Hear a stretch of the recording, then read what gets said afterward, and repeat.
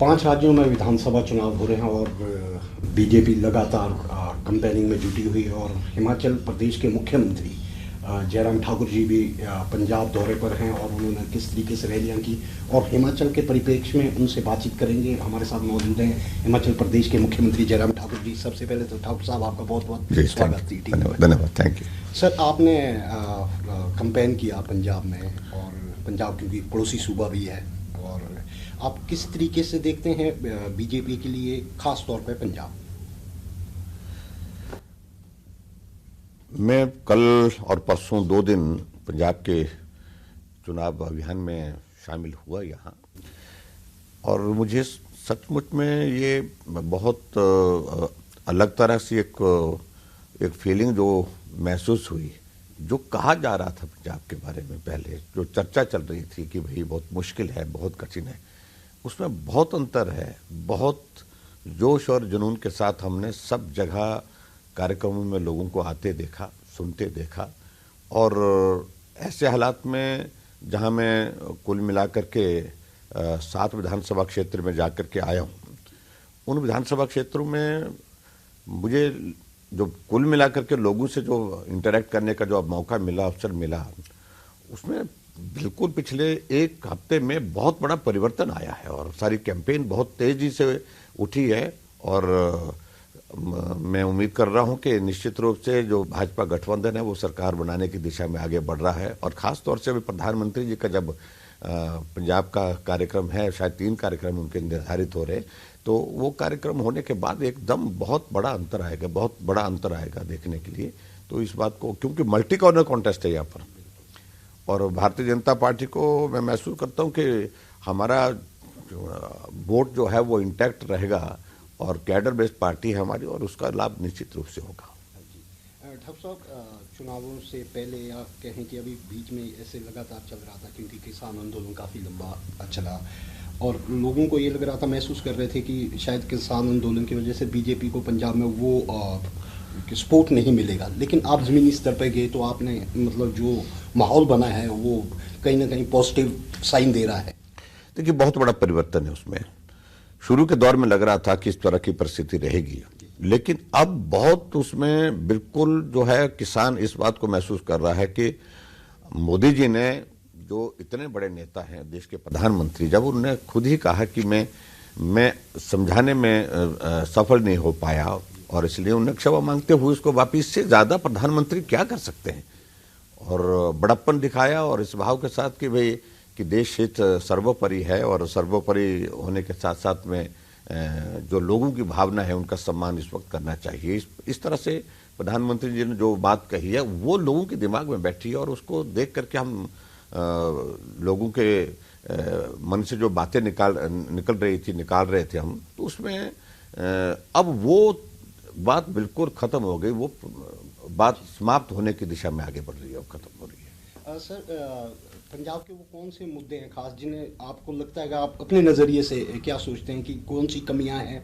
और जिन पे आपकी पार्टी तो फोकस करेगी आने वाले टाइम में, जिनको दूर किया जाना बहुत ज़रूरी है, जिनको एड्रेस किया जाना ज़रूरी है? देखिए, सबसे बड़ी बात तो पंजाब एक ऐसी परिस्थिति के दौर में से गुजर रहा है। 3 लाख करोड़ से भी ज्यादा का कर्जा पंजाब के ऊपर है,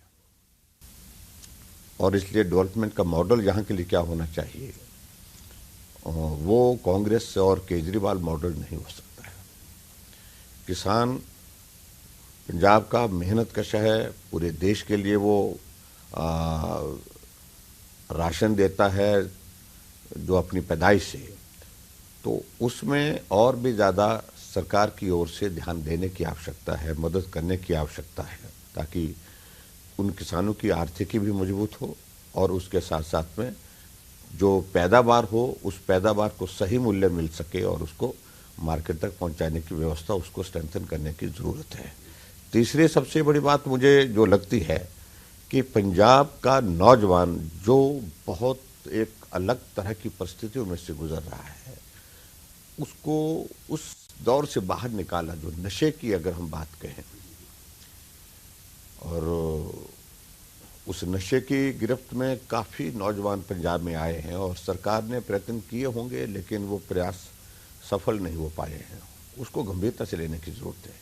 और गंभीरता से लेने के साथ इसके लिए कोई एक प्लान बनाने की ज़रूरत है।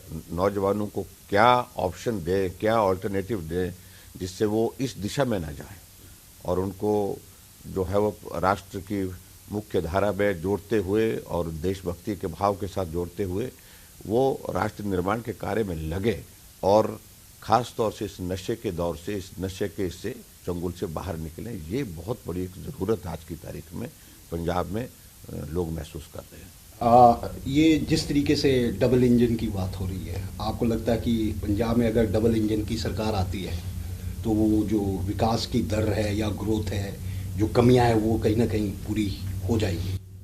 हाँ, निश्चित रूप से मैं इस बात को कह सकता हूँ। देखिए, बड़ी विचित्र बात है, प्रधानमंत्री जी पंजाब के विकास के लिए पंजाब आते हैं तो यहाँ उनको आने से रोक दिया जाता है। इससे बड़ा दुर्भाग्य और कोई हो नहीं सकता। 43,000 करोड़ रुपए के उद्घाटन शिलान्यास एक दिन करने वाले थे वो, और बहुत सारी चीज़ों को लेकर के संभवतः उस दिन घोषणा भी करते, लेकिन जो सहयोग प्रदेश सरकार की ओर से जो मिलना चाहिए था वो मिला नहीं। और ये निश्चित रूप से कांग्रेस ने जो किया है वो दुर्भाग्यपूर्ण है, और कांग्रेस के इस कृत्य की जो है चारों तरफ निंदा भी है।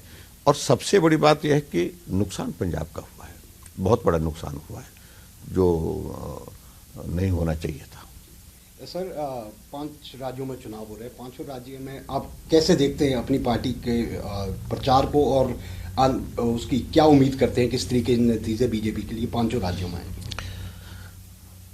हम 5 राज्यों में सरकार बढ़ाने वाले हैं। मैं उत्तराखंड भी जाकर के आया हूँ। उत्तराखंड में भी बहुत जोरदार माहौल है, जबरदस्त माहौल है।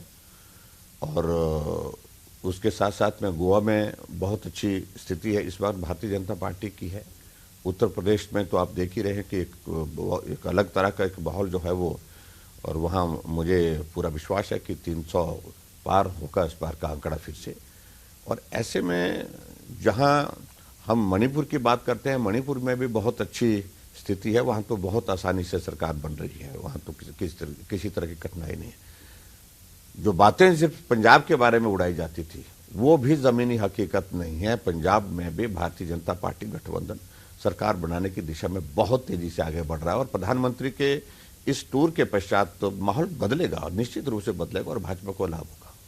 सर, हमारे 2 पड़ोसी राज्यों में अभी हिमाचल के उत्तराखंड और पंजाब में चुनाव हो रहे हैं, इसके जो नतीजे हैं आपको लगता है, क्योंकि हिमाचल में भी इस साल के अंत में चुनाव होना है, तो उसका भी आपको फ़ायदा मिलेगा? इन दोनों राज्यों की परफॉर्मेंस का भी बेनिफिट मिल सकता है आपको, आपकी सरकार को? निश्चित रूप से सरकार पड़ोस में बनती तो उसके कारण माहौल तो बनता ही है, और लेकिन हिमाचल की परिस्थितियां अलग तरह की हैं। और हिमाचल की परिस्थितियों में अब की बार जहां एक जोरदार प्रयास हमारा रहेगा कि सरकार के बाद फिर भाजपा की सरकार बने, और ऐसे में कोशिश हमारी यही होगी कि भाई जो आज से पहले करने में कठिनाई आई है, मुश्किल आई है, 1985 के बाद कोई सरकार हिमाचल प्रदेश में रिपीट नहीं हुई, तो यहाँ हम कोशिश करेंगे कि निश्चित रूप से अब की बार सरकार रिपीट हो। सर, हिमाचल की बात कर रहे हैं तो आपका जो कार्यकाल रहा है, और अभी हालांकि अभी कंप्लीट होने में उसमें समय बाकी है, काफ़ी हद तक जो चर्चा है आपको लेकर खास तौर पर जो है वो ये है कि आप बहुत ही सज्जन पुरुष की भूमिका में हिमाचल में जाने जाते हैं, लेकिन लोगों को कहीं ना कहीं लगता है जो ब्यूरोक्रेसी में पकड़ को लेकर अक्सर चर्चा होती है कि वो पकड़ नहीं बन पाई जो बननी चाहिए थी, हालांकि आपके संदर्भ में वो बात उल्टी होती है। देखिए, मैं उस सारी चीज को लेकर के बहुत ज्यादा कहना चाहता हूँ। लोग अपने अपने हिसाब से सारी चीजों को सोचते हैं। हमें काम लेना उनसे। अगर सहजता से काम आपका हो रहा है, काम आसानी से ठीक दिशा में चल रहा है आगे, तो मुझे नहीं लगता कि उसमें कोई बहुत ज्यादा इस तरह से करने की आवश्यकता है। आखिरकार ब्यूरोक्रेट के साथ तो एक कोऑर्डिनेशन के साथ काम तो करना ही पड़ता है, और वो करना भी चाहिए। आप डांग मार करके, डंडा मार करके कब तक काम करेंगे? और ऐसी परिस्थिति नहीं है हिमाचल प्रदेश में, और हमने हिमाचल प्रदेश में ब्यूरोक्रेसी बहुत अच्छी तरह से कोऑपरेट कर रही है और काम कर रही है। और आज 4 साल का हमारा कार्यकाल पूरा हो गया, तो 4 साल के कार्यकाल में हमें कहीं भी कठिनाई नहीं आई किसी काम को लेकर के। और मैं उम्मीद करता हूं कि आने वाले समय में ये सारी बातें जो कुछ लोगों ने उठा करके बना करके रखी हुई है, इनका कोई कोई अर्थ नहीं है इसका। अभी जब विधानसभा का चुनाव होगा तो उस पर मालूम पड़ेगा। हम नशे की बात कर रहे थे सर। कांग्रेस आरोप लगाती है कि उड़ता पंजाब के बाद उड़ता हिमाचल, हालांकि काफ़ी हद तक आपने कंट्रोल की हैं चीज़ें, और इसको लेकर आप लोगों ने एक सहयोग के लिए एक कमेटी भी बनाई थी इंटर स्टेट। आपको लगता है कि इस पे और ज़्यादा मजबूती से सभी को मिलकर काम करने की ज़रूरत है, ड्रग्स को लेकर खासतौर पर? देखिए, ड्रग्स एक ग्लोबल इशू बन गया है आज की तारीख में। ऐसी परिस्थिति में ये तो आप मान करके चलिए कि चिंता का विषय तो ये सभी प्रदेशों में है, और उसमें हिमाचल प्रदेश भी अछूता नहीं है। सख्ती की है हमने, एक्शन भी किए हैं, बहुत सारे लोग गिरफ्तार किए हैं, और उनकी प्रॉपर्टी जो है वो अटैच करके जो है उसमें उन लोगों को सख्ती का एक एहसास करवाया है। वो स्थिति आज से पहले होती नहीं थी। कभी भी प्रॉपर्टी पर कोई भी ड्रग्स के मामले में जो लोग पकड़े जाते थे, प्रॉपर्टी पर कोई नहीं उनके इस पर करते थे ज़्यादा। लेकिन जब हमने इस दिशा में किया तो उसका एक इम्पैक्ट आया है, असर आया है उसका, और सख्त कार्रवाई होने के कारण जो है हिमाचल प्रदेश में कम से कम गिरावट आई है। लेकिन फिर भी चिंता का विषय है, क्योंकि ये हिमाचल से संबंधित नहीं है। पंजाब, हरियाणा, हमारा एडजॉइनिंग स्टेट है, उत्तराखंड है, सब लोगों ने हमने मिलकर के चर्चा की, और चर्चा करने के बाद इस बात के लिए कहा कि हमको जॉइंट प्लान्स करने चाहिए, जॉइंट ऑपरेशंस करने पड़ेंगे, ताकि इसको सख्ती से रोका जा सके। और उसमें कुछ किए भी हमने, और उसकी सफलता भी मिली है।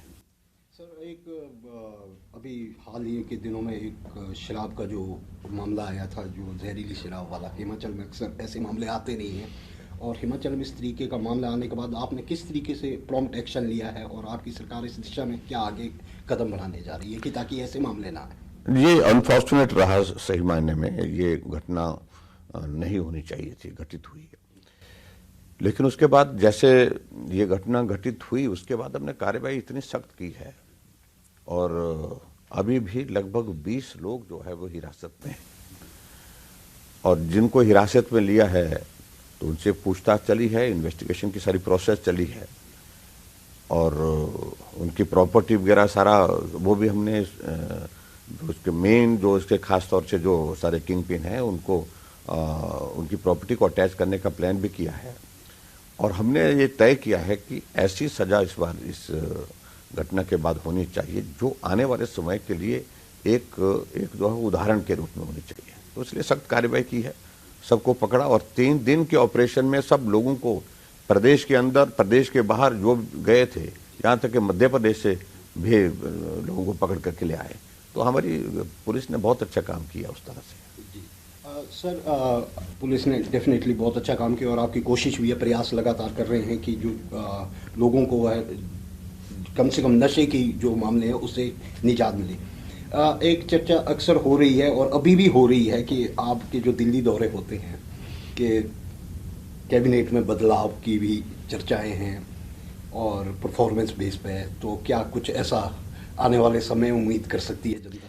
देखिए, अभी पूरा पार्टी का नेतृत्व तो हमारा फोकस होकर के चुनाव में व्यस्त है। पंजाब के जितने भी 5 प्रदेशों के जो चुनाव हैं ये, उसके पश्चात हिमाचल और गुजरात प्रदेश पर ही फोकस होगा, क्योंकि इस चुनाव के बाद अगले चुनाव नवंबर में इन 2 प्रदेशों में है जहां भारतीय जनता पार्टी की सरकार है। और निश्चित रूप से पार्टी हाईकमान जो निर्णय करेगी वो सारा फीडबैक लेने के बाद करेगी, और फीडबैक की प्रोसेस शुरू की है। और जैसे ये चुनाव पूरे होते हैं तो उसके बाद पार्टी हाईकमान के साथ चर्चा करने के बाद जो निर्णय लेना होगा तो वो लेंगे, निश्चित रूप से लेंगे। उसमें परिवर्तन अगर मंत्रिमंडल में भी करने की जरूरत पार्टी हाईकमान महसूस करती है तो निश्चित रूप से उसमें किसी तरह की कठिनाई नहीं है। जी सर, आप कितने आशावान हैं अपने आने वाले जो पिछले आपके कार्यकाल के जो काम है? आप लगता है कि आने वाले चुनावों में हिमाचल में जो बीजेपी को एक इतिहास रच सकती है रिपीट करके? मैं इस बात को मानता हूं कि काम सरल नहीं, कठिन है, कि 1985 के बाद ये काम हो नहीं पाया है, और बड़े बड़े नेता जिनका जिक्र होता रहता है हिमाचल प्रदेश में, वो भी उस काम को नहीं कर पाए। लेकिन कई बार ऐसे अवसर आते हैं कि किसी नए काम की शुरुआत होती है, और उस दृष्टि से मुझे पूरा भरोसा है, पूरा विश्वास है कि आने वाले समय में आप देखेंगे इस बात को कि हिमाचल प्रदेश में जब हमारा पूरा केंद्र का और प्रदेश का नेतृत्व तो सारा एकजुट होकर के लगेगा इस काम में, तो हिमाचल प्रदेश में अब की बार भारतीय जनता पार्टी की सरकार 2022 में फिर से बनेगी, इसकी संभावना बहुत तेजी से बढ़ती जा रही है। सर, मेरा आखिरी सवाल है, क्योंकि हिमाचल प्रदेश में जो सरकार बनाने में अहम भूमिका होती है वो नौकरी पेशा लोगों की होती है। तो नौकरी पेशा लोग काफ़ी टाइम से काफ़ी इश्यूज़ को लेकर उनकी अपने रहे हैं। आप किस तरीके से उनके जो समस्याएं हैं उन्हें सॉल्व करने की कोशिश कर रहे हैं, ताकि जो उनकी जो रिजेंटमेंट है वो कहीं ना कहीं उनकी जो सोच है या दृष्टिकोण है उसमें भी बदलाव आए, और सरकार उनके जो कार्य हैं जिनको वो मानते हैं कि पेंडिंग है या कहीं रिक्रूटमेंट के हैं या फिर कुछ पॉलिसी चेंजेस को लेकर हैं, उस सब पर किस तरीके से आगे बढ़ रहे हैं? इसमें तो दो राय नहीं कि हिमाचल प्रदेश में कर्मचारियों की संख्या बहुत ज्यादा है और कर्मचारियों की एक बहुत महत्वपूर्ण भूमिका रहती है। पूरे देश भर में पॉपुलेशन के हिसाब से अगर देखें तो हिमाचल में पॉपुलेशन के हिसाब से जितना हमारे कर्मचारी हैं वर्तमान में वो पूरे देश की रेशो में सबसे ज्यादा है। तो ऐसे में निश्चित रूप से उनकी एक भूमिका रहती है और कर्मचारी जब चुनाव आते हैं तो अपनी अपनी मांग करते हैं और हमारे लिए मुश्किल और ज़्यादा हो जाती है जब हम पंजाब पे कमीशन को फॉलो करते हैं और वो जाते जाते चुनाव में हमसे 1 साल पहले उनके चुनाव होते हैं, 1 साल के 8-9 महीने पहले उनके चुनाव होते हैं और वो जाते जाते घोषणा करके चले जाते हैं और हमारे लिए वो कठिन भी होता है और आपको फॉलो करना पड़ता है उसको। तो वो एक स्थिति आती है, लेकिन फिर भी उसके बावजूद भी ऐसी स्थिति नहीं है कि कर्मचारी नाराज हैं, कर्मचारी निराश हैं। जो उनका हिस्सा बनता था, जो उनके लिए बेहतर से बेहतर किया जा सकता तो हमने किया है, पंजाब पे कमीशन को लागू किया है और अधिकांश कर्मचारियों की मांगों को माना है, पूरा किया है। तो ऐसे में मुझे पूरा भरोसा है कि अब की बार कर्मचारी किसी भी वजह से नाराज नहीं। कोविड की सारी ये स्थिति होने के बावजूद भी हमने एक दिन भी कर्मचारी और या जो पेंशनर्स हैं उनकी उसमें देरी नहीं की है और जो जेन्युइन उनके इश्यूज थे उनको माना भी है, उनको मानने के बाद उनको सहयोग दिया है। तो कर्मचारी इस बात को महसूस करते हैं। आपकी विपक्षी पार्टी कांग्रेस कहती है कि डबल इंजन की सरकार में वो काम कुछ नहीं हो पाया हिमाचल प्रदेश। आप कौन से ऐसे बड़े काम हैं जो आप बताना चाहेंगे कि डबल इंजन की सरकार में जो प्रदेश में हुए और जिनसे प्रदेश आगे बढ़ा? देखिए, विपक्ष के पास 4 वर्षों के बाद भी कुछ नहीं है बोलने के लिए सरकार के खिलाफ। हिमाचल प्रदेश में हम इन 4 वर्षों में कोविड का संकट लगभग 2.5 वर्ष हो गया, उसके बावजूद भी हमने विकास को रुकने नहीं दिया, कहीं थमने नहीं दिया, गति दी है। हर विधानसभा क्षेत्र में काम किए, विकास किए। और उसमें प्रमुख रूप से मैं जिन बातों का मैं अगर जिक्र करूं कि आज से पहले कांग्रेस पार्टी लंबे समय तक सत्ता में रही, लेकिन हिमाचल प्रदेश में हर घर को गैस का कनेक्शन देना ये किसी सरकार ने ना सोचा, ना करने की बात तो दूर की रही, हमने वो करके दिखाया। क्या इसको वो काम नहीं मानते हैं? हिमाचल प्रदेश में प्राइवेट सेक्टर का इन्वेस्टमेंट आया है, उसके लिए हमने प्लान किया। 28,000 करोड़ रुपए के ग्राउंड ब्रेकिंग अभी प्रधानमंत्री जी करके गए और 3 साल पहले हम हिमाचल प्रदेश में 13,500 की ग्राउंड ब्रेकिंग जो है उसमें आदरणीय अमित शाह जी के हाथों करके गए। तो ऐसे में उनको समझना चाहिए कि इसको काम नहीं माने। और उसके साथ साथ में हिमाचल प्रदेश में हमने हर आदमी के इलाज के लिए एक नई योजना शुरू की जिसका नाम मुख्यमंत्री हिम केयर हमने रखा है। हिमाचल के हर नागरिक को 5 लाख रुपए तक का उसमें हेल्थ कवरेज है उसमें। तो इसको क्या काम नहीं मानते वो? तो ऐसी बहुत सारी हमने जनमंच की शुरुआत की, लोगों की समस्याओं का समाधान गांव में हो, जाकर के हो, वहां पर वही मौके पर उनके समस्याओं का समाधान हो, उस दृष्टि से हमने जनमंच की शुरुआत की। ऐसे एक नहीं अनेक हमने अनेक योजनाएं हिमाचल प्रदेश में हमने शुरू की। अटल टनल रोहतांग जो 2024 तक बनने की जो रफ्तार चली थी, टारगेट उनका 2024 का चला गया था। हमने कहा इसको जल्दी करना, पूरा करना है और 2020 में हमने अक्टूबर में उसको पूरा किया, उद्घाटन किया प्रधानमंत्री जी ने। धर्मशाला का रोपवे ऐसी स्थिति में चला गया था जिसको छोड़ने के कगार पर आ गए थे। 210 करोड़ का रोपवे हमने बना करके अब उसका उद्घाटन किया। उसको काम नहीं मानते वो लोग। तो इसलिए हिमाचल प्रदेश में जहां एम्स की शुरुआत हुई है, पीजीआई सैटेलाइट हमारा ऊना का जो है उसकी शुरुआत हुई है, तो ये डेवलपमेंट के ऐसे प्रोजेक्ट हैं जो जमीन पर दिखते हैं। तो ऐसे एक नहीं अनेक हमारी हिमाचल प्रदेश की योजना है जिन योजनाओं के माध्यम से हमने काम किया है और जिनका लोगों के बीच में भी एक बहुत बड़ा एक असर है और मुझे पूरा भरोसा है कि निश्चित रूप से इन योजनाओं का लाभ हमको मिलेगा आने वाले समय। बहुत बहुत धन्यवाद सर आपका टीवी से बात थैंक करने यू। के लिए। तो ये थे हिमाचल प्रदेश के मुख्यमंत्री जयराम ठाकुर जी, जिन्हें पूरा विश्वास है कि उनके कार्यकाल में जो विकास की गति हिमाचल को मिली है उसको देखते हुए आगामी जो चुनाव है हिमाचल प्रदेश के उसमें जरूर वो इतिहास रचेंगे। जो 85 से हो नहीं पाए अभी तक, वो इस बार करने का उनका पूरा प्रयास रहेगा। भूपिंदर जिशु, कैमरा पर्सन राजेश के साथ, यूट्यूब भारत।